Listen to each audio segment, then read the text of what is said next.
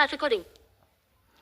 એક બાળકી રમતા રમતા ડાઇનિંગ ટેબલ પર બે એપલ પડેલા જોઈ અને વિચારે છે કે આ મારે ખાવા છે. બંને એપલ હાથમાં લઈ અને એ મસ્ત મજાનું રમતી હતી. એટલામાં એમની માતા એમની પાસે જઈને કહે છે કે બેટા, મારી દીકરી પાસે તો બબ્બે એપલ છે, મને એક આપો. ત્યારે બાળક વિચારમાં પડે છે અને જેવી એની દીકરી વિચારમાં પડે છે ને એવી જ તરત જ એને વિચાર આવે છે તે બંને એપલને મને ટેસ્ટ કરે છે. અને એ જ સમયે માતાને એવો વિચાર આવે છે કે જો તો બબ્બે એપલ છે, મેં દેવાનું કહ્યું, એટલે એણે તરત જ બંને એપલ એઠા કરી નાખ્યા, જેથી કરીને એણે મને આપવા ન પડે.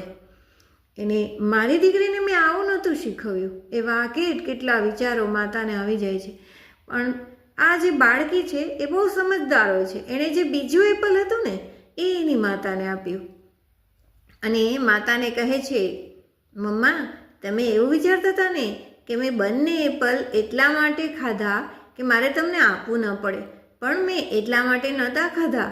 જે સારું, મીઠું, પોચું અને સ્વાદિષ્ટ હોય ને એ મારે તમને આપવાનું હતું, એટલે મેં આ બંને એપલનો ટેસ્ટ કર્યો. ત્યારે એની માતાને થાય છે કે વાહ, મારા સંસ્કાર અને મારો ઉછેર આજે લેખે લાગ્યો. હંમેશા કોઈ પણ વ્યક્તિ તમારા માટે શું છે એ સીધું ક્યારેય જજ નહીં કરવાનું. ભલે પછી પરિવારની કોઈ વ્યક્તિ હોય, તમારા મિત્ર હોય, તમારા ગુરુ હોય કે પછી ભગવાન હોય, ક્યારેય કોઈ બુરું કરતું જ નથી.